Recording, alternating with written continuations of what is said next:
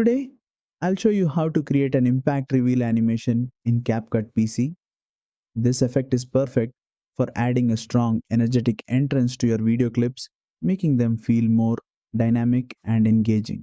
Let's dive in. Start by importing your video into the timeline. Once your clip is in place, select it and open the right side editing panel.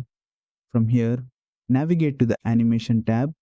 This is where you'll find all the built-in animation presets that can be applied to your clip.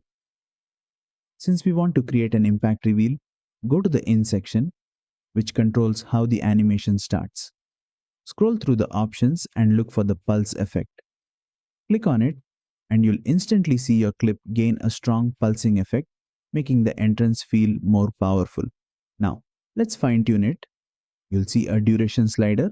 Adjust this slider to control the speed of the effect. If you want a quick, snappy entrance, reduce the duration. If you prefer a smoother and more dramatic reveal, increase the duration slightly. Play around with it until you get the perfect timing for your edit. And that's it. You've successfully added an impact reveal animation to your video in CapCut PC.